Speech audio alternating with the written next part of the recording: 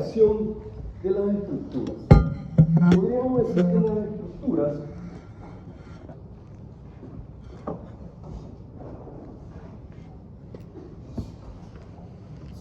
se clasifican en tres, básicamente.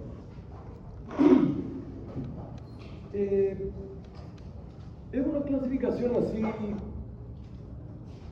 no tan estática, sino que tiene una cierta, de repente, combinación que hace que salga un poquito de una o tenga ambas, que las que voy a escribir aquí, en una misma estructura.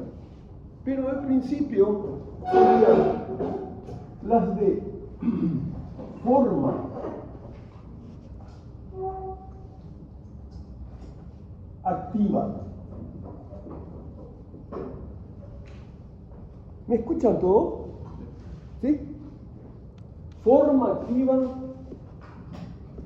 vector activo y superficie activa.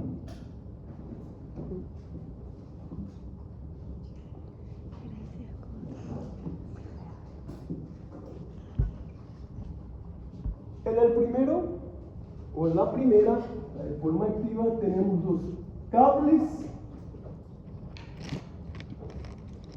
y arcos.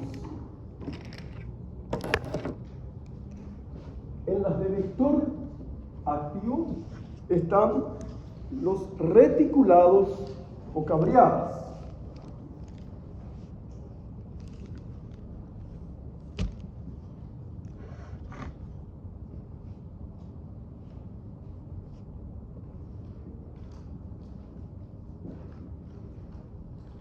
Y en las de superficie activa encontraremos las losas, vigas y esos elementos de mayor área, vamos a decir, en planta. Serían losas, las cáscaras. Ahí podría, arcos, sí, se podría agregar más activas ahí también un poco en cuanto a masa, pretensado, correcto, losas,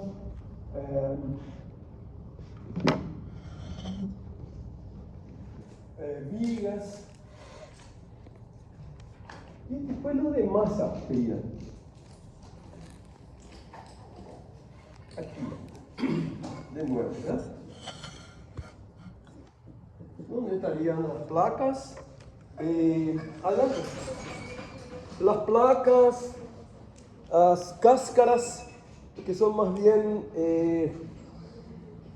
de forma no plana o combinada o varias de forma plana pero combinadas. De repente placas, cáscara o cascarón. en sistemas estructurales 1 habíamos mencionado más activas, todo el curso fue más activa, pero de luces pequeñas. Aquí en sistemas estructurales 2 más activa, pero de grandes luces. Esa sería la pequeña diferencia. Algo parecido así estaría, ¿verdad? Nosotros vamos a seguir aproximadamente este orden para desarrollar, ¿sí? Pero antes yo quiero rememorar algunos conceptos que son importantes, como el concepto de equilibrio, por ejemplo, que tenemos que tener claro, ¿verdad? El equilibrio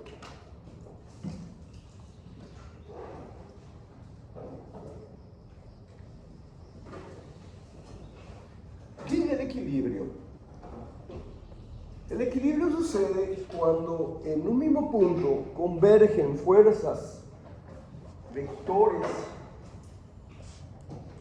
y con diferentes direcciones y sentidos se anulan mutuamente, por lo tanto desaparecen y la resultante en ese punto de equilibrio que estamos estudiando es cero. La resultante es lo que sería la posibilidad de reemplazar dos o más fuerzas, dos o más por una, que convergen naturalmente en un punto.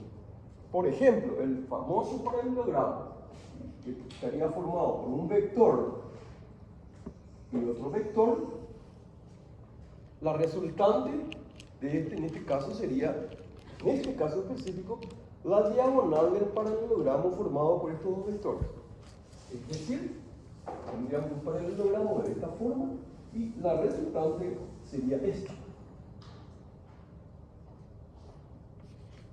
Esta sería F1 y esta F2. Por ejemplo, dos fuerzas que convergen en un punto pueden ser reemplazadas por la R, que tiene esta dirección y ese sentido que está indicado ahí. Porque como sabemos, los vectores tienen tres características. Vector, ¿sí?, que tiene módulo, tiene dirección y tiene sentido. Estas son las tres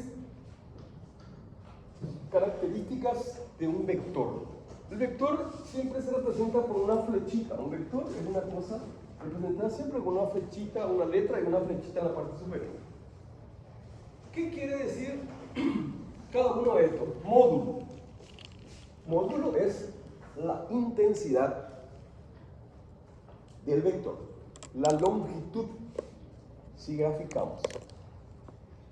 Dirección es la recta por la cual pasa o están superpuestas en una recta. El vector está ahí, entonces la dirección está dada por la recta. Pero la recta tiene dos sentidos, que es convencional. A la derecha, a la izquierda, arriba o abajo, es convencional. Entonces tenemos módulo, que sería la longitud.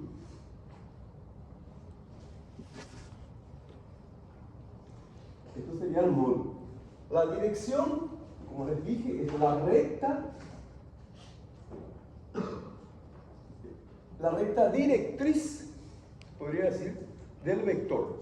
Y el sentido está indicado por la flecha. Sentido. Está indicado por la flecha. Lo que pasa es que nosotros tenemos que trabajar con vectores. Como por ejemplo, la fuerza es un vector. Porque sabemos que tiene una determinada intensidad. El peso, por ejemplo, tiene una determinada intensidad. Cada uno de nosotros tiene un peso diferente que viene de la atracción gravitacional. Y el producto de la masa, en este caso corporal nuestra, por ejemplo, por la gravedad del lugar, del sitio donde estamos, es la fuerza. Masa por gravedad. Eso es fuerza.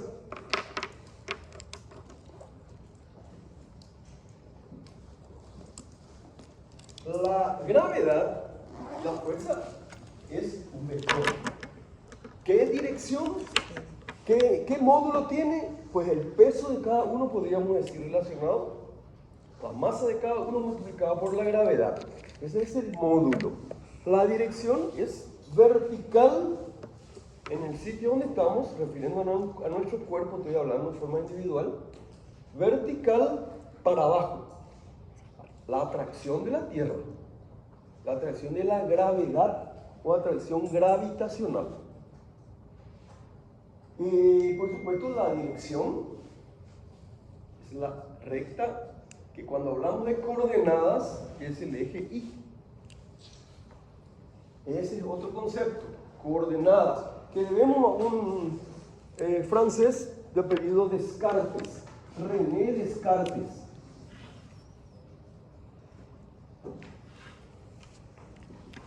Por eso, en su honor, llamamos coordenadas cartesianas. Son todo rememoraciones, ¿sí? pero que tienen importancia, se van a dar cuenta a medida que desarrollamos la materia, que todos estos conceptos son importantes y que ya se consideran sabidos. Repetimos así, perdemos un poquito de tiempo para refrescar la memoria. Ustedes saben lo que es gravedad, ¿verdad? ¿Qué unidades tiene la gravedad?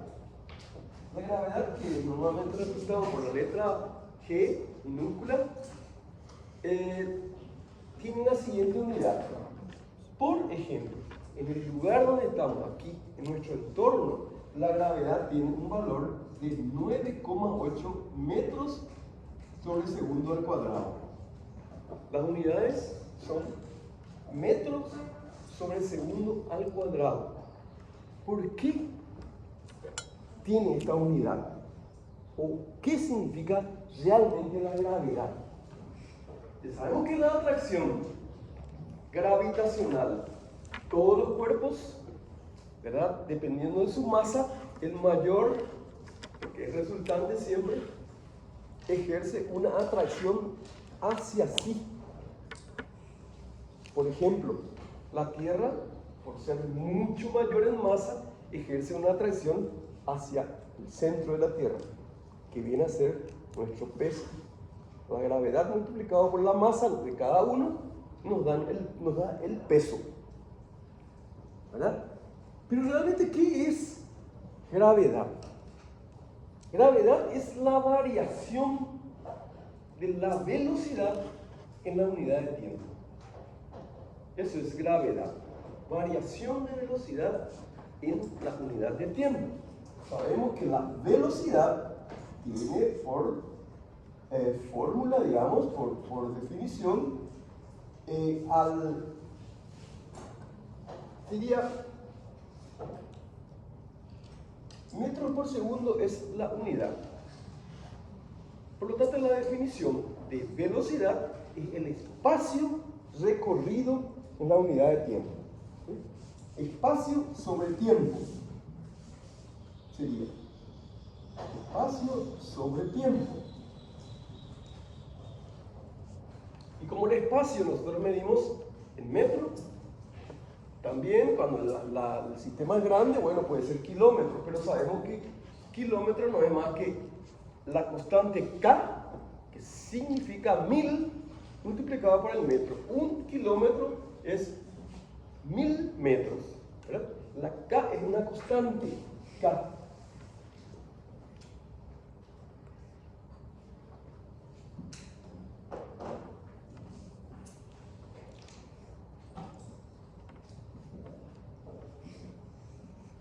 Constante que vale 1000.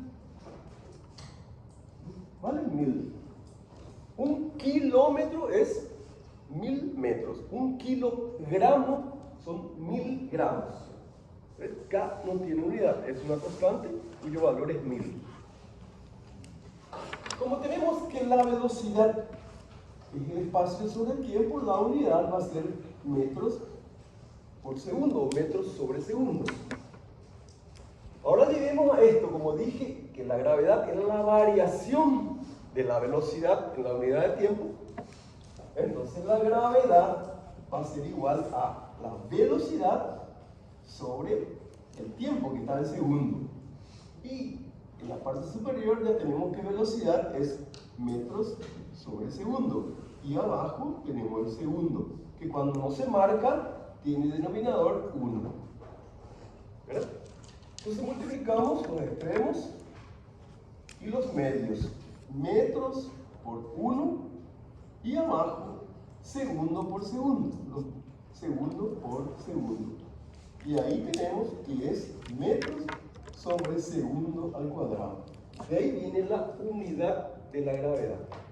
Variación de la velocidad en la unidad del tiempo. Como depende de la atracción gravitacional, es evidente, es innato pensar que cuando está más cerca, la atracción es mayor.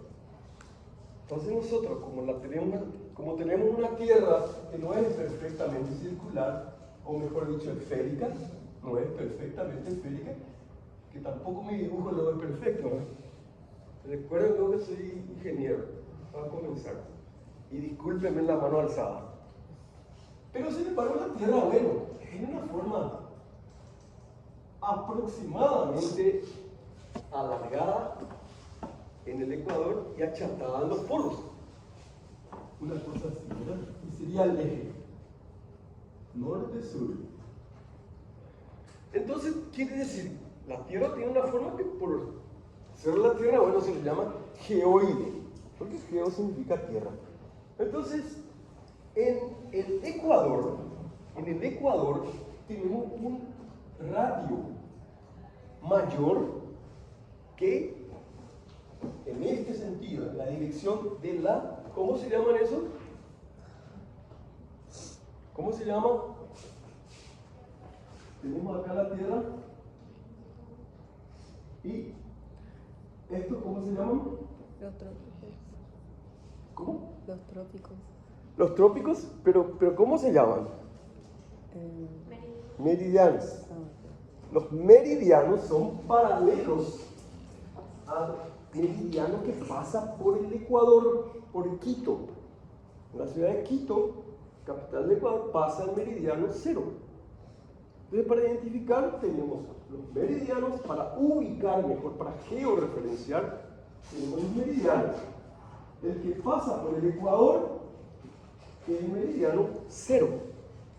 Y luego tenemos los que pasan por los polos. Y estos tienen esta dirección, así, esta forma. Y estos son, entonces, paralelos, perdón, meridianos.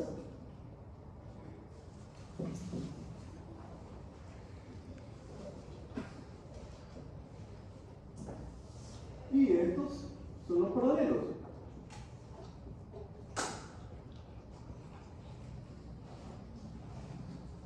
El meridiano que pasa por Ecuador es el meridiano 0.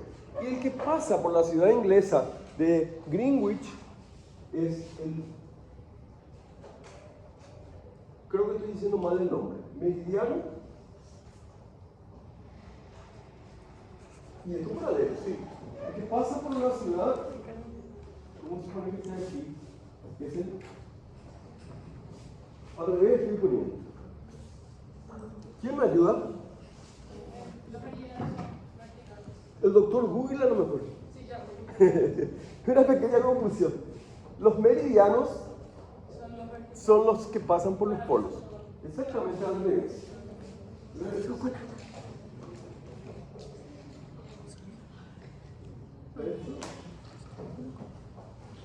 Esa es la ventaja del profesor. Tranquilamente puede confundir, equivocarse. Ahí ya está corregido. Ustedes no tienen ese derecho. Ni en el examen menos.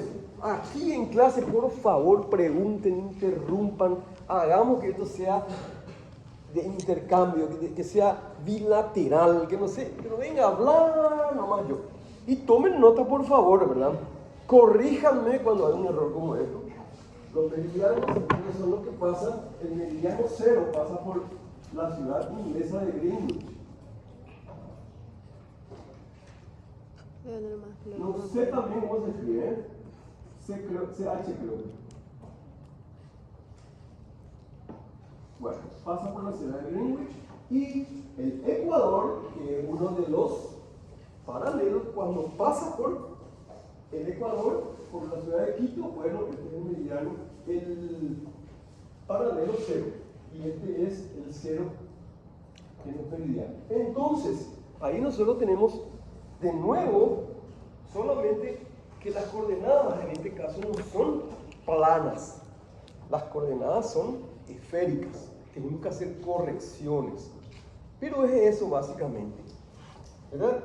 Para ubicar un punto de la Tierra, bueno, este punto que está aquí tiene dos coordenadas, una latitud y una longitud, y con eso se ubica cualquier punto de la Tierra.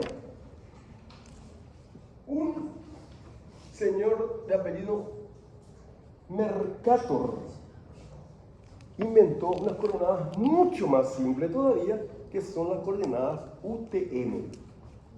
Coordenadas UTM, que significa Universal Transversal Mercator, unidades transversales de Mercator. Son dos números. Un punto que está acá tiene dos números.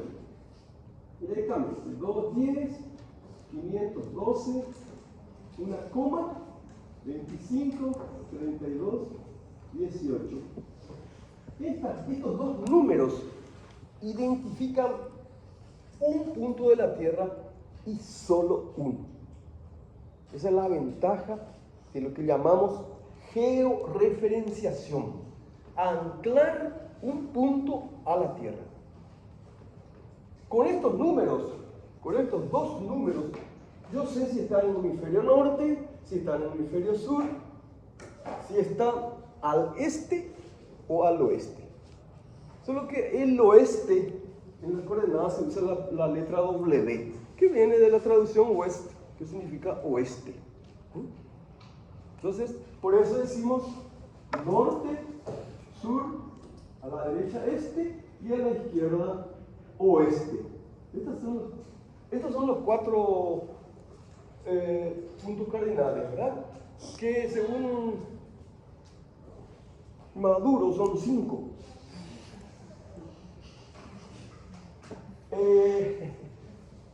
Cualquiera se equivoca. Entonces, estos son así principios que tienen que saber, se tiene que conocer, se tiene que entender que K es una constante que vale 1000. Entonces nunca, por favor, cuando les toque a ustedes hacer una corrida, una corre-caminata, por favor, nunca digan que la corre-caminata es de 5K. Porque una corre-caminata de 5K quiere decir 5000. ¿Pero qué es 5000? Nada, si no tenemos la palabra o la letra M al lado. Es 5km, 5 kilómetros. No es 5 kilogramos ni 5 kilovoltios. Todas las camisetas 5K. Tú mal. Cuando les toca a ustedes, corrijan. Si les toca, pues corrijan lo que está mal. Es más cool. ¿Eh? Es más cool. 5K. 5K. Más cool. Y bueno, yo soy viejo ya. Acá tenemos un cartel donde dice una flecha así y otra así. ¿Saben qué dice abajo del cartel? Todos sabemos que esa es una dirección obligatoria. ¿Por qué? Porque no es cierto, está mal. Todos decimos dirección obligatoria. Tiene que ser sentido obligatorio. O sea, si dice dirección obligatoria y me ponen un cartel así, yo puedo irme así o puedo irme así. Si dice una flecha acá, puedo irme así, como también puedo irme así. Porque la dirección solo es la recta, y la recta no tiene límites. La recta comienza a la izquierda de esta, por ejemplo, y termina en infinito, menos infinito a más infinito. Esa es la recta. Entonces, cuando hablamos de una parte, no podemos decir la recta AB. Si tenemos un triángulo A, B, C y decimos la recta AB, está mal dicho. Tiene que ser la recta que pasa por los puntos A, B y limitada por dicho punto. Por lo tanto, es segmento de recta, no es recta. Eso significaba a plazo en mi época. Profesores así, que tienen más bien la Facultad de Ciencia Física y Matemáticas, luego se llamaba, ¿verdad? Que tenían ascendencia de repente rusa, eran sumamente rigurosos con esto. Esto el que decía la recta AB estaba aplazado. Dada la recta que pasa por los puntos A y B, ilimitada por dichos puntos, teníamos que decir cuando nos referíamos al segmento AB. Para hablar con propiedad nomás. Yo sé que el celular es el principal contrario para hablar con propiedad. Está todo, como dijo el arquitecto Kuhl, está todo simplificado, está todo... Bueno, no importa eso ahora. ¿Qué es lo que no importa? Tienen algunos conceptos nada más, refrescar ciertos conceptos. Y bueno, este señor René Descartes nos enseñó las coordenadas cartesianas, que en dos direcciones es esta, la abscisa X y la ordenada Y. La abscisa es positiva por convención a la derecha. Entonces, a la derecha esto es positivo. Y la ordenada es positiva hacia arriba. Eso tenemos que tener claro. Porque cuando hablemos luego de calcular una cabreada, por ejemplo, calcular las solicitaciones en las barras de una cabreada, que es tema nuestro, tenemos que hablar con absoluta propiedad y tener claridad de los signos. Porque los signos o el signo hace que una barra determinada de una cabreada esté comprimida o traccionada. El signo simplemente hace que una cabreada de este tipo, por ejemplo, tomamos una barra de ella y el resultado que nos da esa barra, si es positivo, quiere decir que la barra está traccionada. Si el resultado es menos, está comprimida. Por lo tanto, es importante tener en cuenta los signos. No podemos. Consideramos mal eso y está mal el resultado. Lastimosamente, los números cantan en el cálculo, ¿sí? Bueno, esto es en el plano, que la mayoría de los trabajos, la mayoría de los estudios, por decir, desarrollo de la materia, hacemos en el plano por simplicidad, porque ahí tenemos solamente dos variables, X e Y. En realidad, en el espacio tendríamos una tercera, que es Z, que es saliendo, que casi no se utiliza, saliendo que esta es la coordenada Z, pero que también es importante. ¿Por qué? Porque vamos a tratar con momentos. Y momentos, M, momento,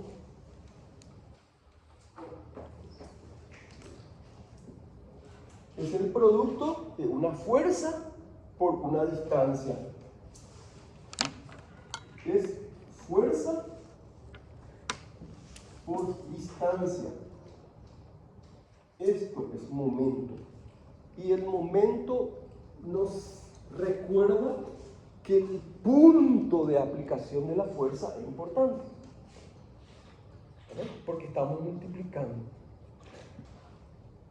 El concepto de momento, voy a mostrar así medio gráficamente y rápidamente, es el producto de una fuerza por una distancia, ¿sí? Vamos a pensar en esta puerta.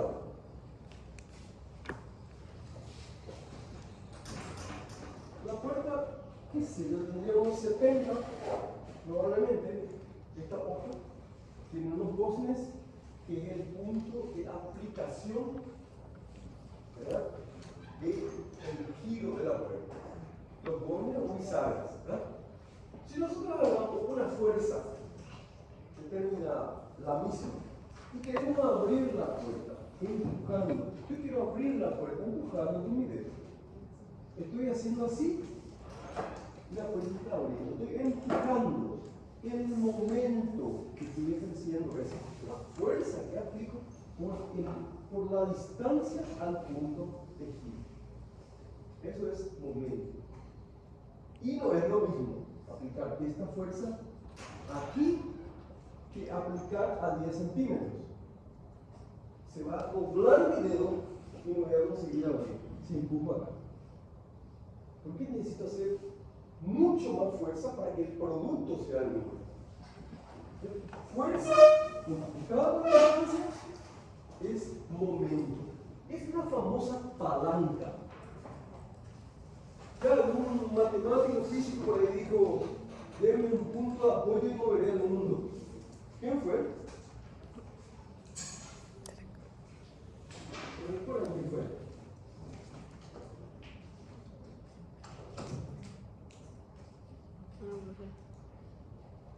Ni yo.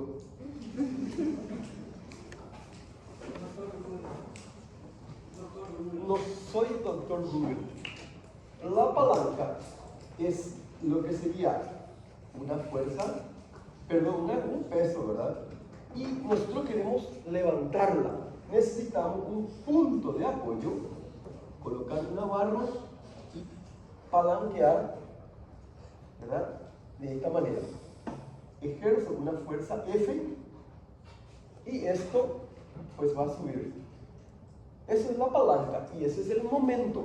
La fuerza multiplicada por la distancia, ¿verdad? Al punto de aplicación. Cuando más larga sea mi palanca, que esta, la fuerza que necesito hacer es menor. ¿Se entiende? La carretilla es un tipo de palanca también, ¿verdad? Las palancas se clasifican en par, pra y APR. Para recordar, es par, pra y APR. Estos son los diferentes tipos de palanca. Par, el peso, o la fuerza que hago. A, el apoyo. Y R, la resistencia, la fuerza que quiero, el peso que quiero levantar. Entonces, esta es mi resistencia. Y acá, para colocar de acuerdo a lo que escribí, esto es la P. Entonces, la fuerza que hago para levantar algo, de acuerdo a la posición del punto de aplicación, se clasifica. La carretilla es otra de las fuerzas. Tiene la aplicación aquí, ¿verdad? Está la palanca. No sé dibujar, pero es algo así, ¿no? Este es el apoyo. La carga que yo coloco acá es la resistencia. Y aquí ejerzo la potencia o la fuerza para arriba. Alzo y llevo. Entonces, pra, segundo género o segundo tipo de palanca. P-R-A, pra. Así es para recordar nada más que se usan estas letras, ¿verdad? Para clasificar. Otro concepto que es sumamente importante, que no puedo dejar de considerar en este momento, es el de equilibrio. Yo anoté hace rato la palabra, ¿ya?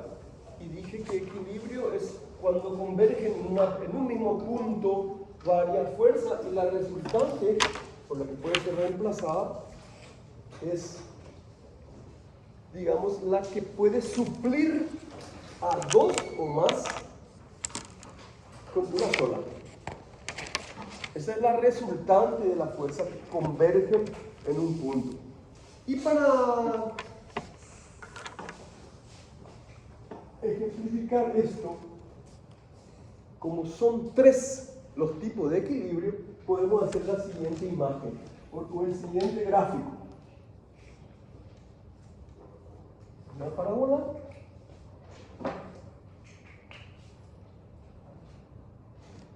Y una pequeña bola. ¿Qué pasa si yo le aplico una fuerza? Le aplico una fuerza a esta bolilla o esta bolita que está acá en una superficie de forma de parábola o curva cóncava como la que tenemos acá. Aplico una fuerza,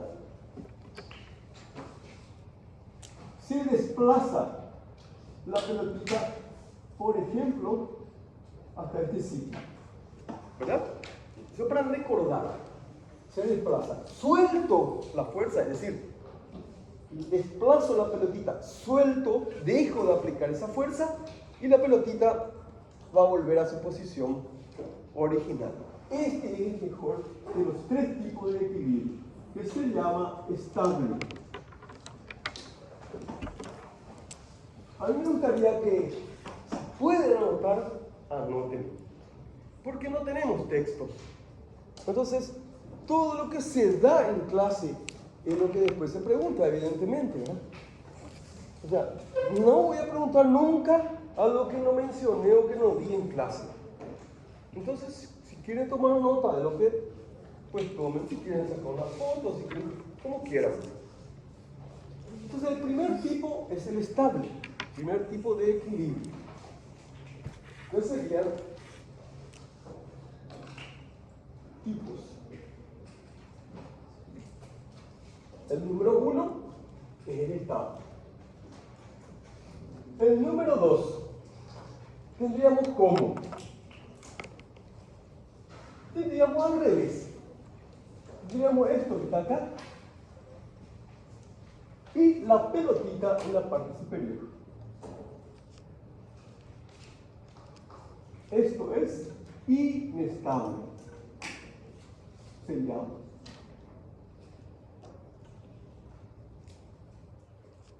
El equilibrio inestable es muy peligroso. ¿Por qué?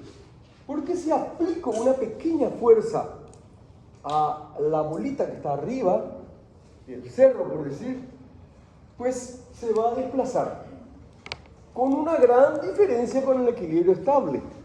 Ya no va a volver a su posición una vez que yo suelto la fuerza que le apliqué. ¿Entienden? Aplico una pequeña fuerza, así por ejemplo, y la pelotita va a pasar probablemente va a llegar acá. Pero ya nunca más va a volver a la posición inicial. Esa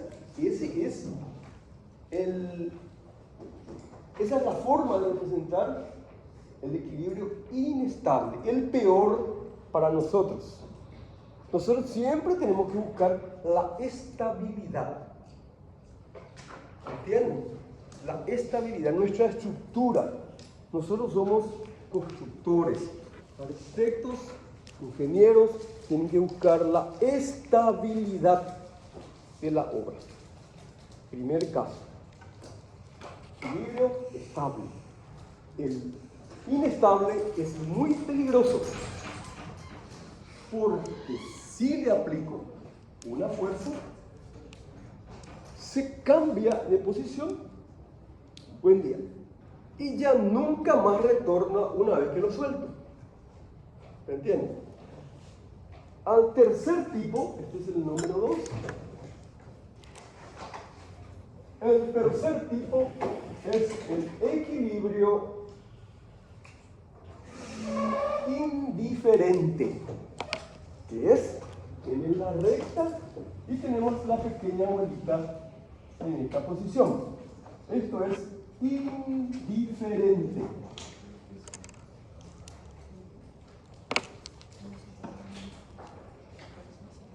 En distintos textos aparece como neutral o neutro, ¿verdad? Neutro. ¿Qué quiere decir eso? Que si yo le aplico una pequeña fuerza, la pelotita se va a desplazar. Va a llegar a esa posición. ¿Qué diferencia tiene con el equilibrio estable? Que si yo le dejo de aplicar la fuerza, no va a retornar a la posición inicial. Empujé, giró la pelotita, pero ya no va a volver a la posición inicial. Eso es indiferente o neutro. Es el número 3. Entonces, esta es la forma de representar los 3 tipos de equilibrio. De repente en otros textos, bueno, se puede representar con un cono. Hay ciertos autores que representan estos mismos 3 tipos de equilibrio con un cono, con un pequeño cono, y ponen de la siguiente manera. El número 1 sería este conito en esta posición. ¿Ven? Un conito. Este es el número 1. El número 2, el mismo cono, el inestable, esta posición. ¿Ven? El número 2. Y el 3, el conito acostado. ¿Ven? Si yo empujo el pequeño cono, el equilibrio estable, suelto y digamos que se mantiene en la misma posición. Esto me es más representativo a mí, pero perfecto, esto usa los autores. Y el 3 sería el pequeño conito, pero acostado. El inestable es más que evidente, ¿verdad? Vamos, una pequeña fuerza aplicada al conito se tumba y ya no vuelve a pararse. ¿Ya? Forma de representar, o de clasificar los 3 tipos de equilibrio. ¿Alguna pregunta? Por favor, interrumpan en cualquier momento. Interrumpan cuando no les queda claro algo. Como en este caso, ¿verdad? Profe, el único que sale de su estado de equilibrio es el inestable, ¿verdad? El inestable es el único que ya no retorna, ¿verdad? En realidad, el indiferente tampoco retorna si no se le aplica una fuerza contraria. Yo puedo hacer que este indiferente, aplicando una fuerza, vuelva a su posición original, aplicando otra fuerza. Sin embargo, para aplicar una fuerza y levantar de este a este, es mucho más complicado. Eso sería más o menos una forma de, no sé si satisface la respuesta, pero Sí. ¿verdad? Pero es entendible, ¿verdad? Que si tenemos algo cóncavo, tenemos una pelotita en la parte central, le aplicamos una fuerza, esto puede subir, cambiar, soltamos y esto va a balancearse levemente y va a quedar en su posición.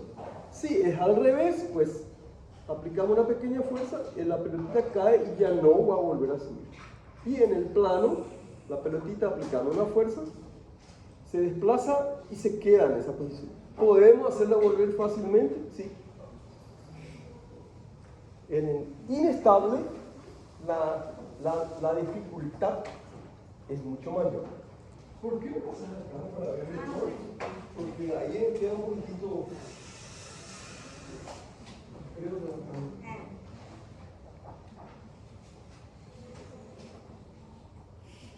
Pues me pensé que así, desordenadamente colocado en la pizarra, ¿verdad? Pero son conceptos así que son importantes, que tenemos que tener en cuenta.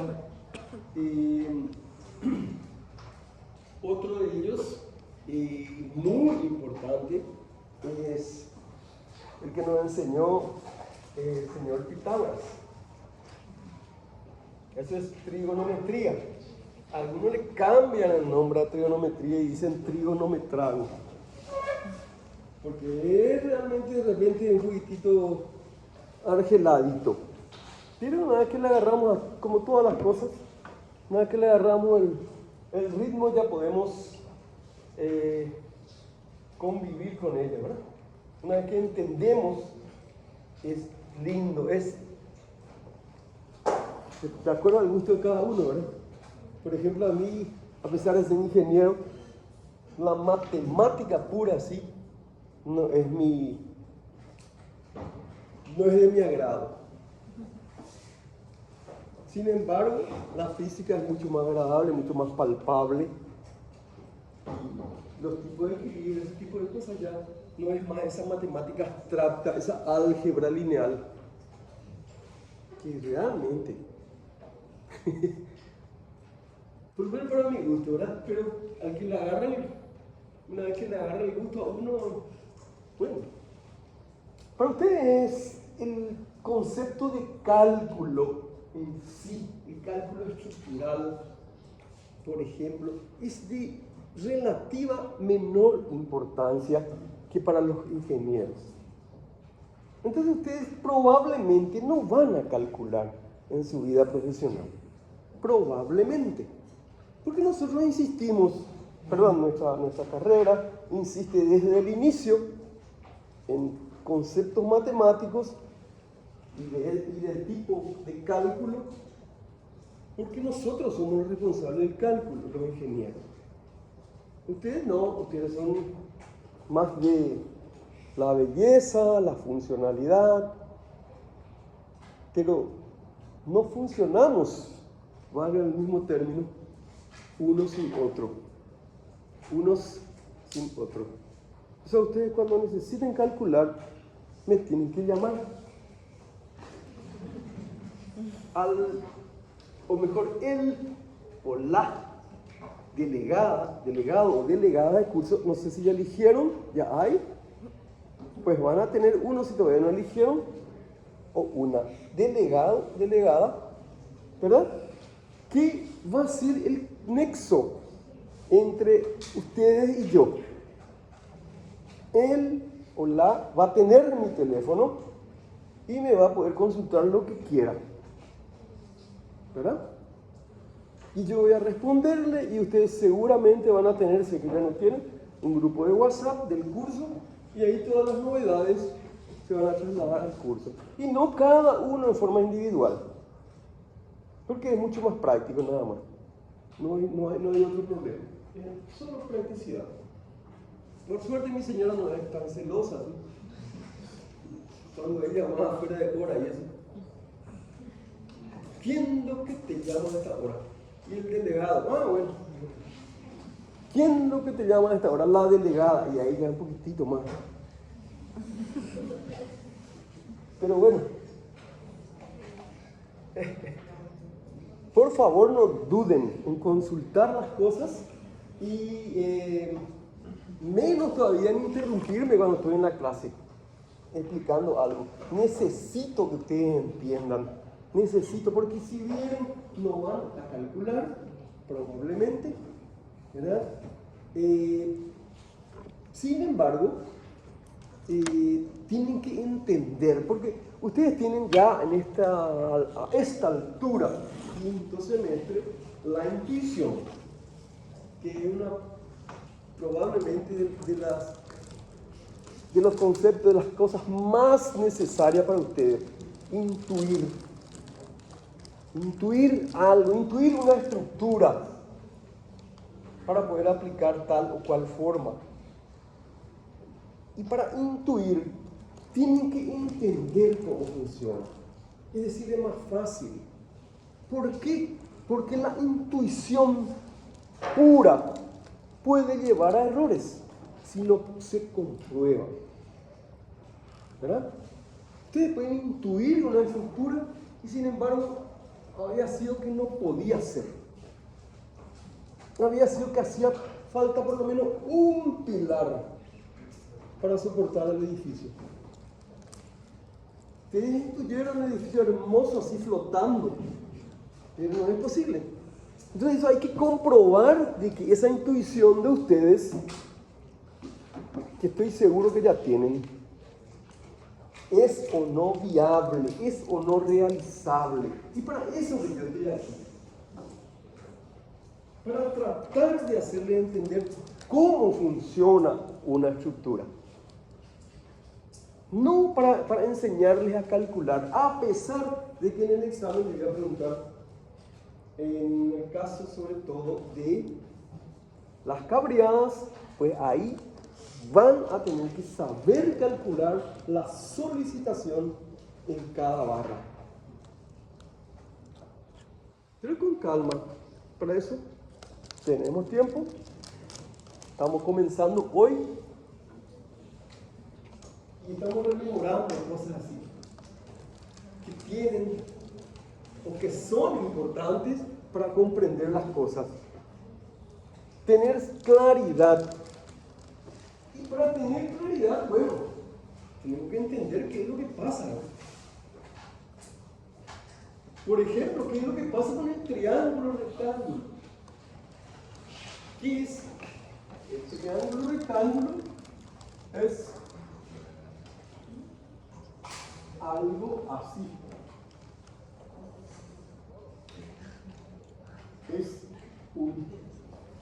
Es una figura plana formada por tres lados y donde a los lados el señor Pitágoras le llamó A, B y H. A y B son los catetos y H la hipotenusa. Y estos tres lados, pero solo en el triángulo rectángulo. El triángulo rectángulo es el que tiene un ángulo recto, 90 grados. Solo en el triángulo rectángulo esto está relacionado de la siguiente manera. La hipotenusa al cuadrado es igual a la suma de los cuadrados de los catetos. Esto es la base de prácticamente toda la trigonometría. La hipotenusa al cuadrado, tienen que saber ustedes que es igual al cuadrado de un lado más el cuadrado del otro lado. ¿Verdad? Y ahí vienen las figuras trigonométricas, que son seno, el ángulo, podemos llamar alfa, seno de alfa. ¿Qué es el seno de alfa? Pues es el cociente entre cateto opuesto. Grábense esto: seno opuesto, seno opuesto, seno opuesto, coseno adyacente, coseno adyacente. Entonces, cateto opuesto significa seno. Cuando piensan en la palabra seno, piensen siempre en el cateto opuesto al ángulo considerado del otro. Entonces, pues, como mnemotecnia, como hicimos aquí, entre los tipos de palanca, ¿verdad? Par, pra y APR, seno ya directamente opuesto. Coseno es adyacente y tangente, y la tercera figura trigonométrica, es el cociente entre ambos. El cociente entre el seno y el coseno. Entonces, seno de alfa es cateto opuesto B sobre hipotenusa, que es H. ¿Ah? Coseno de alfa es el cateto adyacente. Adyacente quiere decir que está al lado, que está ahí mismo, que forma parte del ángulo. Adyacente A sobre H. Y con el permiso de ustedes, voy a borrar esto que me causó no vergüenza hace rato, así que voy a borrarlo.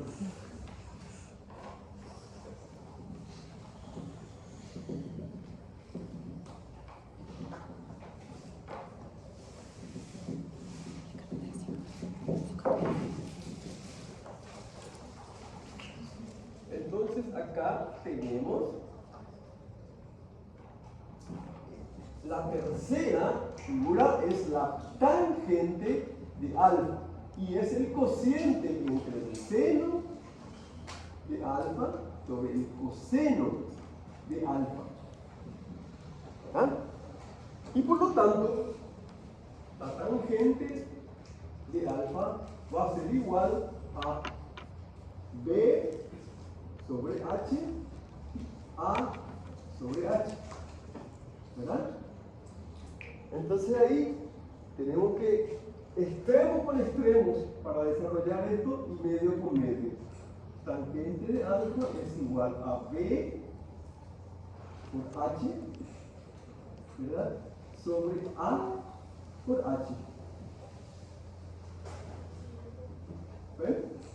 Por lo tanto, estos se simplifican y queda tangente de alfa es igual a B sobre A. Por lo tanto, la tercera, la primera, cateto opuesto sobre hipotenusa, está en la segunda, cateto adyacente sobre hipotenusa, y la tercera es la tangente y es cateto opuesto sobre cateto adyacente. La tangente del ángulo. ¿Y cómo yo voy a hallar el ángulo? Yo voy a hallar el ángulo porque necesito de ese ángulo saber su valor. ¿Cómo voy a hallar? Pues voy a pensar de la siguiente manera. Arc tangente. Arc tangente. ¿Qué quiere decir eso? El arco cuya tangente, esto va a tener un valor, ¿verdad? B sobre A tiene un valor, porque este triángulo está definido, es un número, ¿verdad? Y ese número va a ser menor que 1. Pero no importa. Lo que quiero decirles es que arc, así, ¿sí? Arc tangente, arco cuya tangente vale el cociente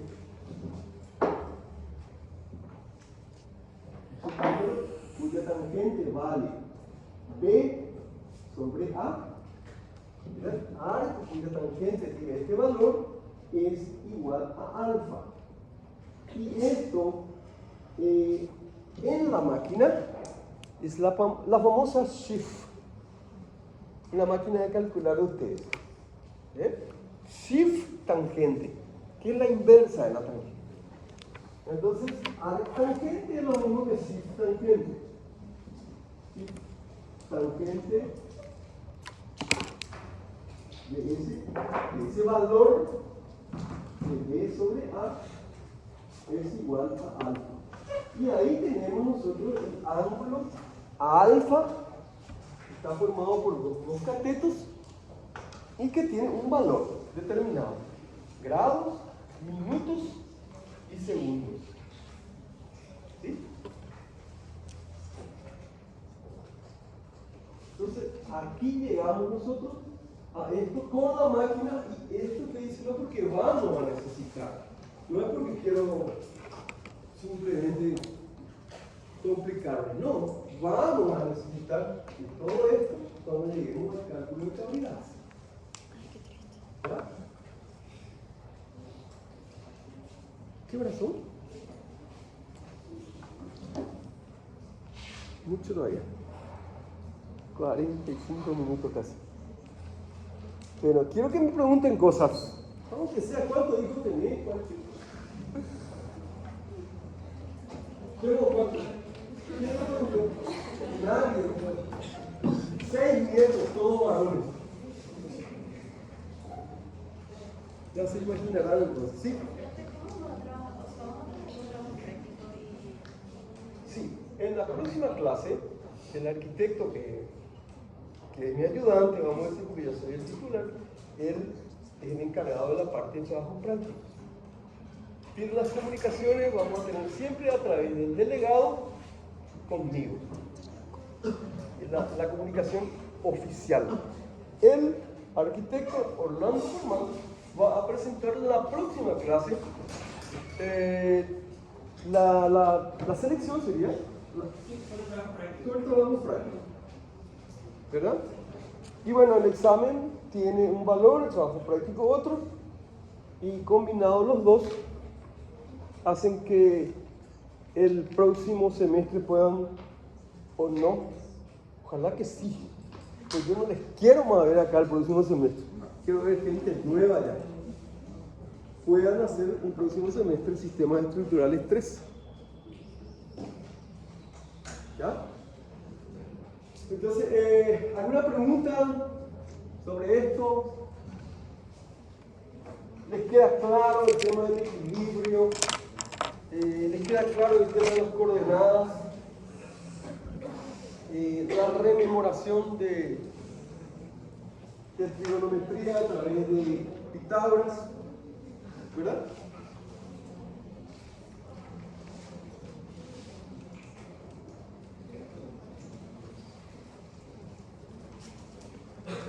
Y, en fin, conceptos que vamos a tener que tener bien claro y bien en cuenta por qué.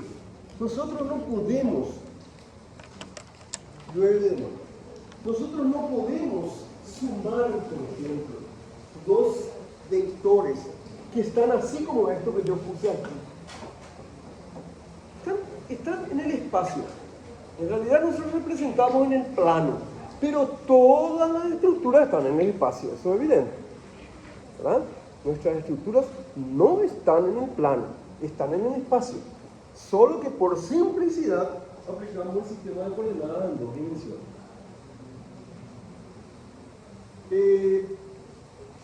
Y eso hace que simplifiquen los cálculos, nada más. Esa es la razón de la aplicación de las coordenadas en dos direcciones, o las coordenadas cartesianas en X y Y. Así se ordenado. ¿Por qué nosotros no podemos, o mejor dicho, por qué necesitamos de las coordenadas para trabajar con vectores, por ejemplo? Necesitamos de las coordenadas porque son puntos que sabemos qué dirección y el sentido positivo para un lado u otro, negativo para el contrario, tienen, ¿verdad? Entonces todos tenemos que, la palabra tal vez sería proyectar sobre esos ejes, ¿verdad? Cada uno de los vectores, cada una de las fuerzas que están en nuestro problema, por decirlo, en nuestro caso, en nuestra estructura. Entonces, tenemos, por ejemplo, acá, tenemos, por ejemplo, dos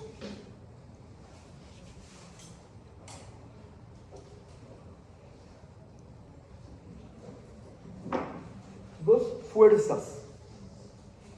Y vamos a suponer que esas fuerzas tengan una determinada dirección y sentido. Que sean esta y esta otra. Esta podemos llamar N1 y esta N2. Esas dos fuerzas, N1 y N2, tienen un punto de aplicación, ¿verdad? Nosotros tenemos que buscar relacionar a las coordenadas cartesianas X y Y para poder trabajar con ellas. Porque si yo no conozco este ángulo alfa de inclinación de esa fuerza N2, si yo no conozco ese ángulo, no sé cómo va a incidir en la otra o en las otras fuerzas. Yo necesito saber esa inclinación, ¿verdad? Ahí entonces yo aplico el sistema de coordenadas en este punto, y que son, como dije, positivo para arriba y positivo también para la derecha. X aquí es positivo, y hacia arriba también es positivo. Yo necesito proyectar sobre cada uno de los ejes coordenados. Entonces, si pensamos primero en la N1, en relación a la recta que pasa por el punto de aplicación, podemos llamarle A, por ejemplo. Por el punto de aplicación pasan dos fuerzas, N1 y N2. La N2 forma un ángulo en relación al eje X, que vale o que llamamos alfa. La N1 también forma un ángulo en relación al eje X, solo que vale 0. ¿verdad? El ángulo alfa, por coincidir con la misma dirección, el sentido puede ser diferente, entonces vale 0. Y entonces ahí tenemos nosotros que aplicar, tenemos que decir, porque vamos a tener que hacer 3 ecuaciones de un sistema de ecuaciones para resolver nuestra cabriada, por ejemplo. O para hallar la resultante de esta fuerza, nosotros tenemos que proyectar a cada uno de los ejes. Entonces, ¿qué es lo que está pasando? Voy a comenzar con la N2. Voy a comenzar con la N2 simplemente porque es más palpable que forma un ángulo. La N2 forma un ángulo alfa con respecto al eje X. Ese ángulo nosotros tenemos que calcularlo por la tangente. Porque va a formar, ¿qué va a formar? Va a formar un triángulo rectángulo. Aquí. ¿Ven? Forma un triángulo rectángulo. Y entonces es lo mismo que hacer lo siguiente. N2, proyectar sobre el eje X es hacer esto. Entonces, si ven todo de ahí, es hacer esto. ¿Ven? Esto es proyectar sobre el eje X. Y esto otro es proyectar sobre el eje Y. ¿Verdad? Esto giramos hasta convertirse en 0 grados. Entonces esta es la proyección. ¿Y qué vamos a utilizar? Pues vamos a utilizar el ángulo que necesitamos calcular previamente. Vamos a tener un valor de alfa. Esto y esto va a ser siempre dato. Vamos a tener la longitud, el espacio, el módulo del vector vamos a tener. Por ejemplo, si tenemos una cabriada, vamos a tener esos valores, porque nosotros le vamos a dar. Tenemos una cabriada, que es esto que está aquí, ¿verdad? Y sabemos que nuestra cabriada tiene 8 barras más, no importa ahora, tiene una determinada longitud. Nosotros queremos reemplazar esta B invertida, esta B corta invertida, o V, ya es ahora, antes era B corta, invertida, tenemos que reemplazar por una cabreada. Esta es una viga de hormigón armado. Yo quiero reemplazar por una cabreada, que es esta de aquí. Las ventajas, vamos a ver en un momento cuando demos muchas ventajas, y la principal de ellas es la economía en peso. Entonces nosotros vamos a tener que reemplazar, pero vamos a tener que calcular este ángulo alfa, y nuestra cabriada está determinada. Está determinada geométricamente, no en cuanto a solicitación de sus barras. Acá nosotros vamos a diseñar una cabriada que puede ser esta, por ejemplo, que se llama tipo Owen. Podemos diseñar y decir, bueno, de aquí a aquí probablemente haya, vamos a ponerle 11 metros. Esa sería nuestra luz, entre un pilar y otro. Vamos a reemplazar la cabriada, dibujamos la cabriada. Y sabemos que esto mide 11 metros. La luz entonces es de 11 metros. Por ejemplo, estoy diciendo, ya tenemos esa longitud. Sabemos que la mitad, tratemos siempre que nuestra cabriada sea simétrica. Si se puede, tanto en geometría como en cargas. Eso simplifica todo. Geometría y carga. Simetría. Busquemos la simetría. Sabemos que esto va a valer 5,5, cada uno 5,5, ¿verdad? Es geometría. Ahora partimos por la mitad otra vez en la mitad. Sabemos entonces que esto vale 2,5. No, 2,75. La mitad de 5,5. sabemos que vale 2,75, ¿verdad? Entonces, esto que está acá es el triángulo en el que vamos a tener que dibujar para trabajar. Y este triangulito,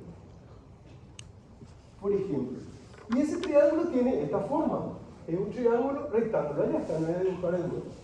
¿Cuánto vale ahí? Tenemos que saber también cuánto vale esto, cuánto va a tener de altura nuestra cabreada, que después vamos a ver que tiene que estar la altura, que se llama pendolón, tiene que estar entre 1/6 y 1/8 de la luz, para ser económica y armónica. Entre 1/6 y 1/8.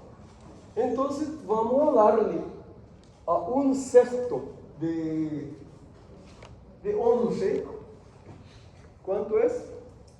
Es menos de 2, ¿verdad? 1/6 de 12 es 12. Da, ¿cuánto da? 11 dividido 6, por favor. 1,83. ¿Perdón? 83. No escucho. Sí, 1,83. Bueno. Entonces, esto que está acá es 1,83. 1,83. Y la mitad de esto, por ejemplo, sería aproximadamente 0,90, 0,91. 0,91. Más o menos. Esto entonces está definido. Esto es geometría, está definido. Nosotros definimos. Tenemos un triángulo rectángulo donde B vale 0,91 y A vale 2,75 metros. ¿Ven? Esto vale, nosotros le damos el valor 0,91 y esto. Y el cociente entonces nos va a dar la tangente. Y eso, hacemos el shift y nos va a dar el ángulo. Perfecto, ya tenemos el ángulo alfa calculado. Acá en este triángulo, entonces, como la figura dice que coseno de alfa es cateto adyacente sobre hipotenusa. Cateto adyacente sobre hipotenusa. Esto que está acá, no quiero poner otra letra porque se va a complicar el diseño, pero esto que está acá, yo digo coseno de alfa, porque ¿qué es lo que estoy haciendo? Estoy haciendo la proyección de N2 sobre G. Entonces uso o utilizo coseno, ¿eh? Coseno de alfa. Entonces vamos a decir que la proyección, no tengo otro color. ¿Por acaso alguien no tiene marcador verde o azul? Un segundito. ¿Marcador verde o azul? ¿No? Bueno, voy a complicar más acá en el dibujo, pero voy a poner esto que está acá es la proyección de N2 y sería N2 en X, ¿verdad? Y N2 en X es esto que está acá. Esto que está acá, conocemos cuánto vale. Sabemos, podemos calcular por Pitágoras, porque la hipotenusa al cuadrado. Pero probablemente no haga falta, porque con la fórmula del seno o del coseno ya podemos. Sabemos el ángulo calculado. Entonces lo que estamos haciendo es proyectando la N2 primero en X y después en Y. Para proyectar en X voy a utilizar coseno y para proyectar en Y, porque va a ser acá. ¿Ven? Esto va a estar así y voy a utilizar, esto va a ser la N2 en Y. Estas son las dos componentes de N2. La componente en la horizontal y la componente en la vertical. Entonces, en la horizontal también pueden recordar, si por ahí tienen de memoria, como mnemotecnia, componente en la horizontal, coseno. Componente en la vertical, seno. Entonces, ahí yo estoy haciendo que N2 valga algo, ¿verdad? Y para eso tengo que relacionar a alfa. Tengo que conocer el ángulo alfa. N2x va a ser igual a N2 por coseno de alfa. N2 por coseno. Y N2i va a ser igual a N2 por seno de alfa. ¿Ven?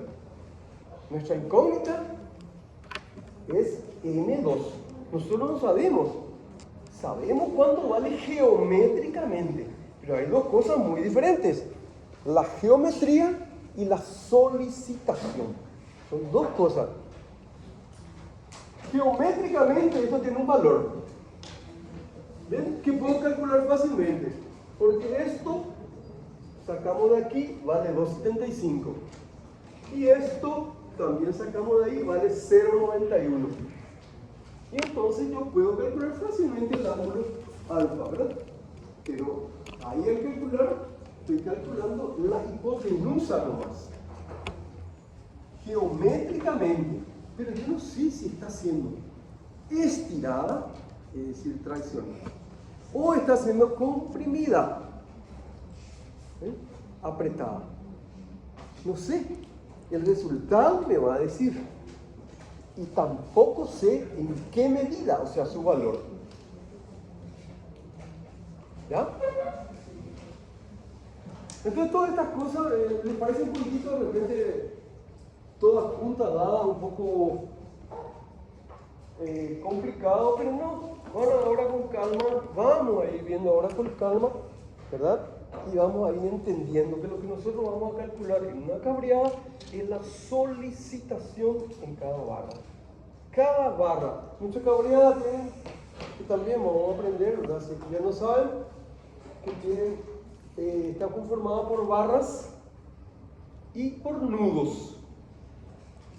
Y la relación entre barras y nudos hace que clasifiquemos nuestra cabreada en isostática, hiperestática o hipostática.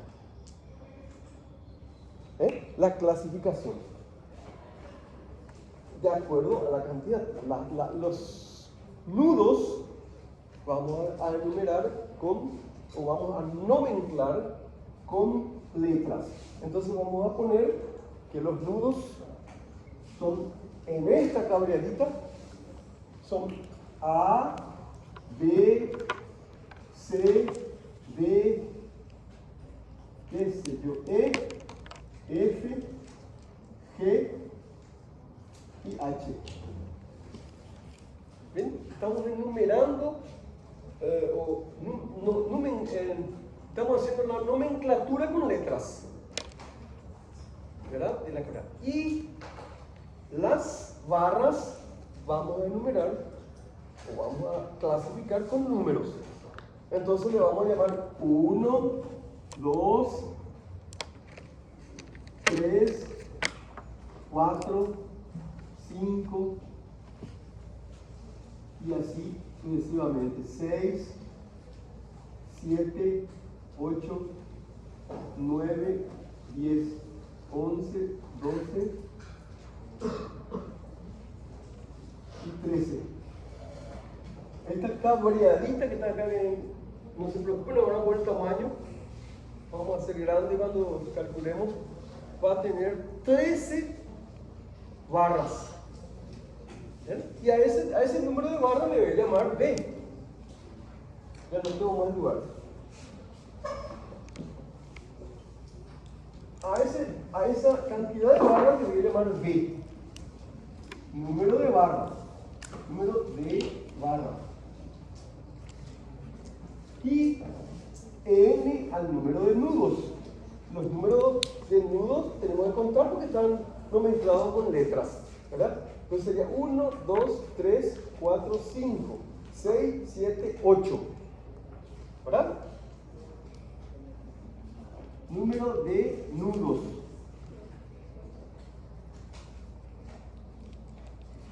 En este caso tenemos que el número de barras es 13 y el número de nudos es 8. Y estos están relacionados por una fórmula, que es B igual a 2 n.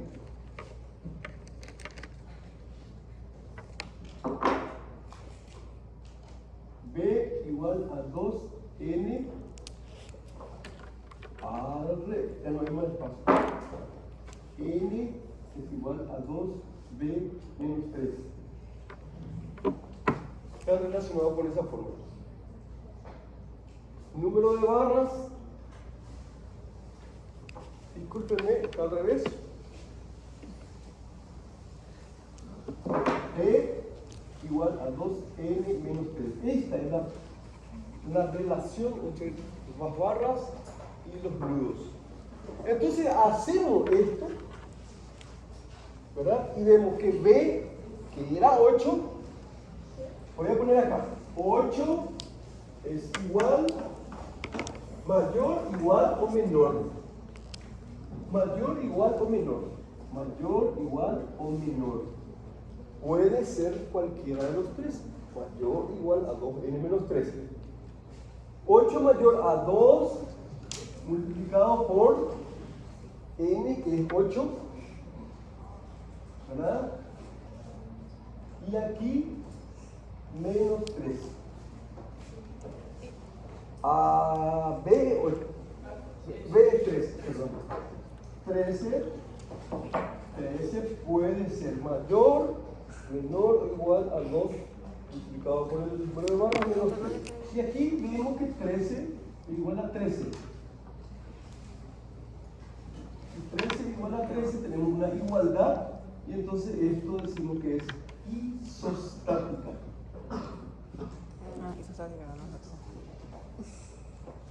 No se preocupen que vamos a repetir. Pero esta estructura, esta que dibujé, es isostática. Porque esta relación se cumple con una igualdad. ¿Eh? Es complicado, no tan lejos, ¿eh? Pero voy a dibujar más grande en su momento cuando veamos cabreadas, ¿sí?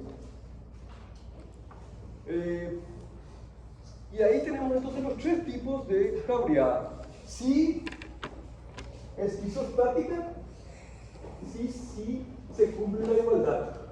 Si B es igual a 2n menos 3. Esto es isostática.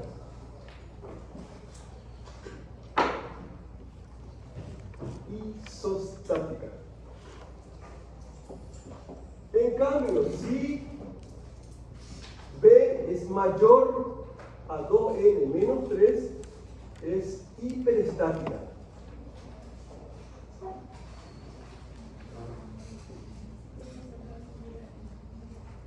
Y si B es menor a 2n menos 3, es hipostática.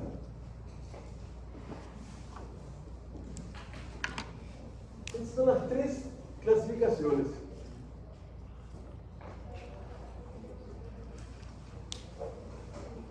Los tres tipos de cabreada que vamos a tener. No se preocupen, repito, vamos a hacer con calma. Cuando toquemos el tema cabreada. Es una introducción lo de hoy. No se desesperen tampoco. ¿Sí? ¿Una pregunta? ¿O algo? ¿Alguna duda, inquietud? ¿Sí? Péndulo.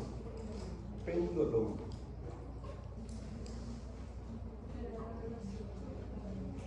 Sí, tiene que estar entre un sexto y un octavo. ¿Eh? O sea, nosotros hicimos dividido 6 y nos dio 1,83 al grande. 1,83 era esto.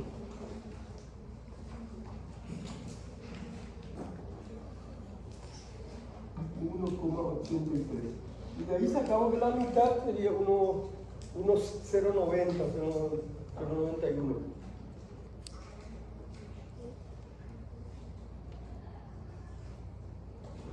Todo este conjunto de cosas vamos a ir por parte viendo, ¿sí? Estoy rememorando nada más, estoy recordando cosas que tenemos que utilizar, ¿verdad? ¿Tú querés decir algo, Lupito? Sí, por favor. Por favor, sí. Bueno, el tema práctico, grupos de 6. Solo 6. No puede ser menos, pero no más. Hay concursantes aquí.